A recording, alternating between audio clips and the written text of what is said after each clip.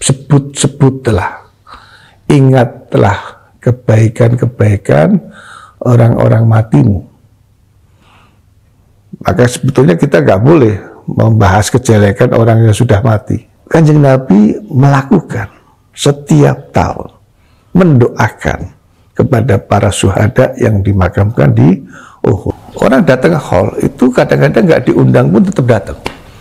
Udah tahu nih jadwalnya hall fulan.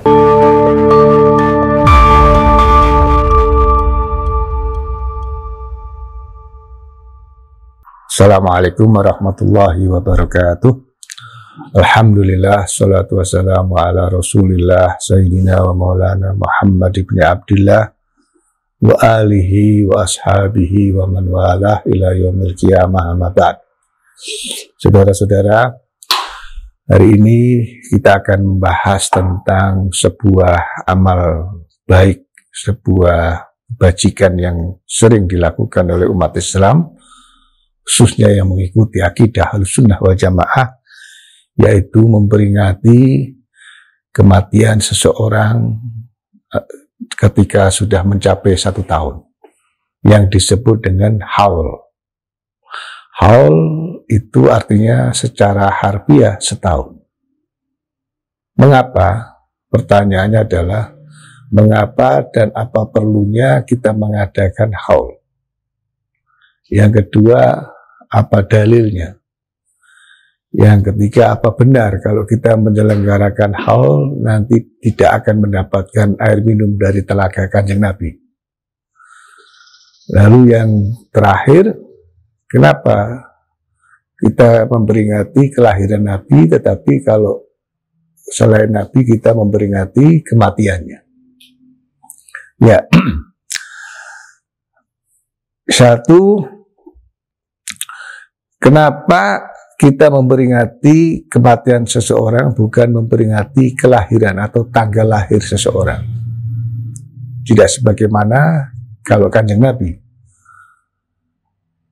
Perbedaannya adalah, kalau Kanjeng Nabi itu jelas maksum, terjaga dari perbuatan dosa, suci, sehingga kelahirannya kita peringati. Karena sejak sebelum kelahiran sampai wafatnya, beliau seorang pribadi, makhluk yang terjaga. Nah, kalau orang biasa, orang awam yang tidak maksum, kalau kita peringati kelahirannya, bisa saja di dalam periode kehidupannya itu dia berbuat banyak kesalahan. Ya, sengaja maupun tidak disengaja. Maka kita tidak memperingati hari kelahiran. Ya, kalau ada orang yang mengadakan hari ulang tahun, itu kan memperingati tanggal kelahirannya saja, bukan memperingati kehidupannya.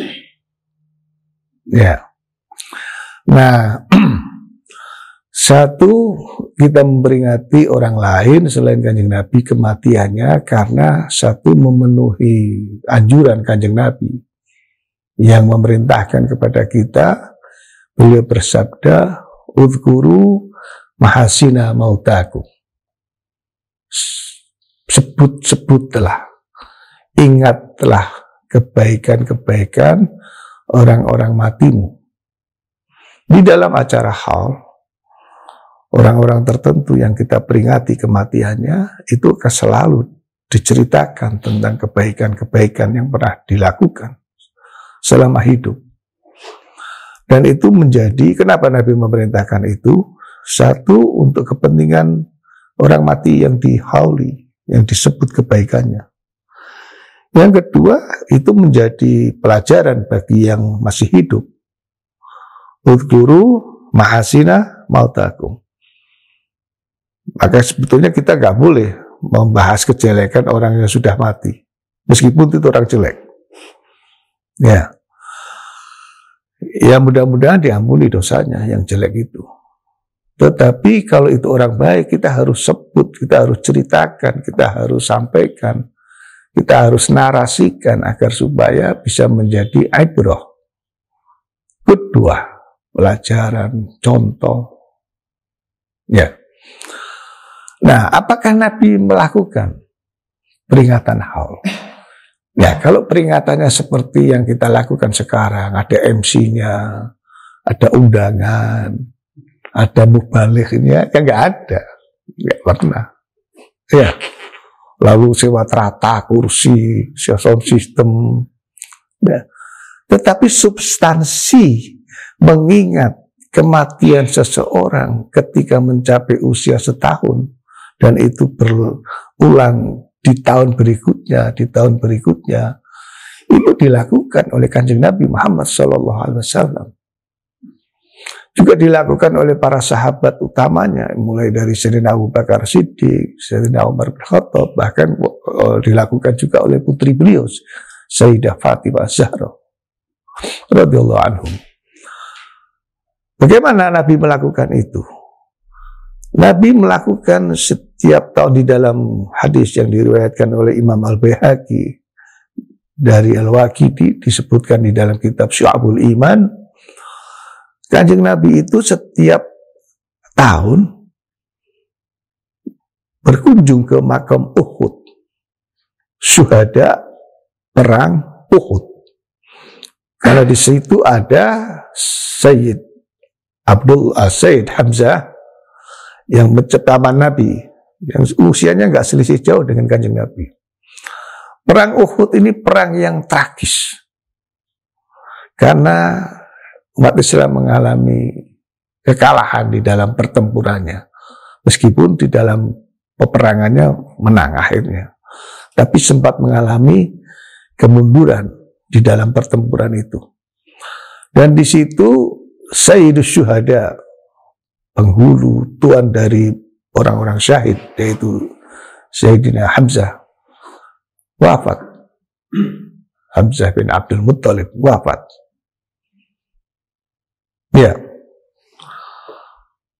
subhanallah, saudara-saudara sekalian, baru sekitar 10 atau 12 tahun, 13 tahun yang lalu, ada banjir yang terjadi di Madinah, di sekitar Uhud.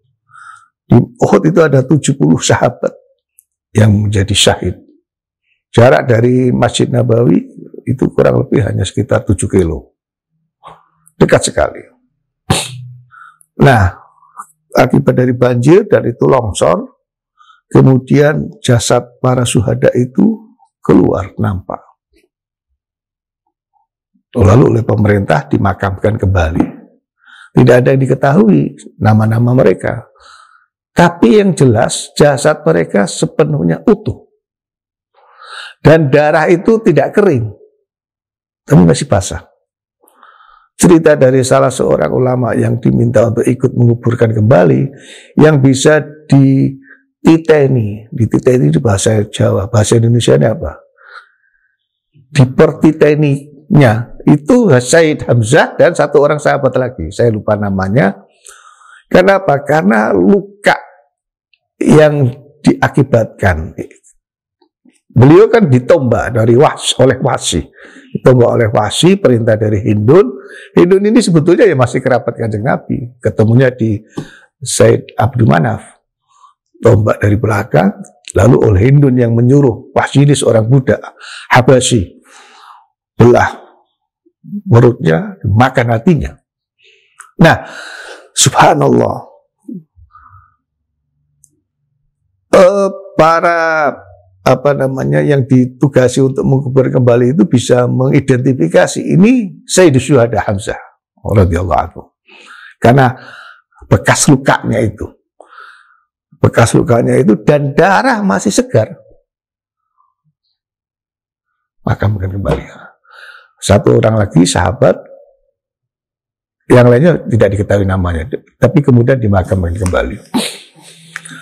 Nah, ada pimpinan panglima, salah satu pimpinan komandan di dalam perang itu, sebelum berangkat malamnya cerita kepada anaknya,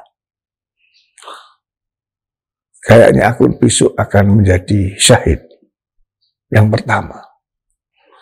Dan terbukti ayahnya kemudian menjadi syahid di dalam perang Uhud itu. Lalu dimakamkan bersama dengan syuhada yang lain, jadi satu liang. beberapa syuhada yang lain. Si anak ini kemudian kepingin memindahkan jasad ayahnya agar tidak bercampur dengan yang lain, dipisahkan sendiri. Setelah 70 hari. Subhanallah. Itu setelah 70 hari kan berarti masih belum lama. Artinya di era sahabat itu. Kemudian dibongkar, jasad orang tuanya dan syuhada yang lainnya masih utuh. Terus dipindahkan. 70 hari. Belum lama. Peristiwa yang terjadi 10 tahun yang lalu itu setelah 1400 tahun masih utuh, dan itu menjadi berita di koran-koran Timur Tengah. Kanjeng Nabi bersama Sayyidina Abu Bakar juga melakukan apa yang dilakukan oleh Kanjeng Nabi. Sayyidina Umar juga melakukan, Siti Fatimah Zahra. Bahkan diceritakan di dalam sebuah hadis di Sahih Bukhari, satu hari Kanjeng Nabi naik ke Gunung Uhud bersama Sayyidina Abu Bakar, Umar, dan Utsman. Kemudian gunungnya bergetar. Lalu Nabi mengatakan, Uthbut Uhud, tenang hai Uhud. Sekarang ini di atasmu ada Nabi dan ada seorang Siddiq dan ada 2 orang syahid. Ketika Nabi selesai mengucapkan itu, tenang. Ya, yang disebut oleh Kanjeng Nabi itu Sayyidina Abu Bakar, As-Siddiq, lalu 2 orang syahid yang terbukti akhirnya meninggalnya juga syahid, yaitu Sayyidina Umar bin Khattab dan Sayyidina Utsman bin Affan yang terbunuh. Nah, ketika Kanjeng Nabi sampai di makam Uhud, beliau mengucapkan salam, Salamun alaikum bima sabartum wa ni'ma uqbadar. Kesejahteraan, keselamatan atas kesabaran yang telah engkau tunjukkan, maka sebaik-baiknya tempat adalah setelah dunia ini. Ya, Sa'ad bin Abi Waqqas, salah seorang sahabat Nabi yang terkenal, itu juga sering melakukan, setiap tahun melakukan ziarah ke makam Uhud. Lalu beliau mengucapkan salam, sahabat yang lainnya diam saja, lalu dia menoleh ke para sahabat yang mengikuti. Kenapa engkau tidak mengucapkan salam kepada orang yang akan menjawab salammu? Karena hakikatnya mereka itu hidup, para syuhada. Substansi isi dari kisah ini adalah Kanjeng Nabi melakukan setiap tahun mendoakan kepada para syuhada yang dimakamkan di Uhud. Amal itu dilanjutkan oleh Sayyidina Abu Bakar, oleh Sayyidina Umar bin Khattab, bahkan oleh putri Kanjeng Nabi yang nengok kepada datuknya Sayyid Hamzah bin Abdul Muttalib. Satu itu. Ya. Yang kedua, hadis Sahih Bukhari yang menjelaskan bagaimana Siti Aisyah, hadis nomor 3818, bagaimana Siti Aisyah itu cemburu dengan Siti Khadijah, Sayyidah Khadijah binti Khuwailid. Kenapa? Karena Nabi selalu menyebut kebaikan-kebaikan Sayyidah Khadijah. Nabi sering potong untuk memperingati kebaikan-kebaikan yang dilakukan oleh Siti Khadijah di tahun kematian beliau. Nabi potong sapi, potong kambing, dibagikan kepada teman-temannya Sayyidah Khadijah. Perintah kepada para sahabat, kirim ini untuk temannya Khadijah, kirim ini untuk temannya Khadijah. Siti Aisyah itu sampai cemburu karena sedikit-sedikit Khadijah. Ya, kata Sayyidah Aisyah radhiyallahu anha, ma ghintu ala Khadijah wa ma ra'aituha walakin kana an-nabiy sallallahu alaihi wasallam yukthiru dzikraha wa rubbama dhabha syah thumma yuqatti'uha a'da'ana thumma yab'athuha fi sadaiki Khadijah. Kirim yang dipotong tadi itu dikirim kepada teman-temannya Khadijah. Ya, kayak gak ada di dunia ini kecuali Siti Khadijah, kata Siti Aisyah. Nabi ketika Siti Aisyah mengeluh begitu, Nabi menjawab, innaha kanat wa kana li minha walad. Kecintaan Kanjeng Nabi kepada Sayyidah Khadijah dibuktikan dengan memberikan sedekah. Jadi kalau peristiwa Nabi ziarah ke Uhud itu setiap tahun dibuktikan, berarti kan mengingat siapa yang dimakamkan di situ, mendoakan. Lalu dalam konteks Siti Khadijah radhiyallahu anha, Nabi bersedekah, membagi daging atas nama Siti Khadijah, dibagikan kepada teman-teman Siti Khadijah. Kita ini kalau menyelenggarakan haul, itu kan karena kecintaan kita. Orang datang haul itu kadang-kadang nggak diundang pun tetap datang. Udah tahu nih jadwalnya haul fulan, ya. Bahkan kalau diundang mantenan belum tentu datang, ya. Diundang haul, malah kadang-kadang datang di acara haul harus sedekah untuk pada panitia dan seterusnya. Jadi saudara-saudara sekalian, kita ini kalau melaksanakan kegiatan haul sebetulnya sedang mengikuti perintah Kanjeng Nabi untuk mengikuti apa yang diucapkan Kanjeng Nabi, menyebut, mengingat kebaikan orang-orang mati kita. Lalu mengikuti juga amal yang dilakukan oleh Kanjeng Nabi, seperti yang dilakukan beliau ke makam Uhud. Juga melakukan amal yang dilakukan Kanjeng Nabi dengan potong kambing, sapi, ya, atau ayam minimal. Yang penting sedekah, memberi makan. Kepada siapa? Kepada teman-teman orang yang di haul itu. Kalau Anda mengadakan haul untuk orang tua, siapa yang diundang? Terutama prioritas adalah teman-teman orang tua kita. Nyambung silaturahim. Ya, sampai orang tua kita temannya habis, anak-anak dari teman orang tua kita sambung lagi, undang. Insya Allah kebaikan-kebaikan itu akan mengalir untuk diri kita, juga kepada orang-orang yang kita peringati kematiannya. Allahumma amin ya rabbal alamin. Assalamualaikum warahmatullahi wabarakatuh.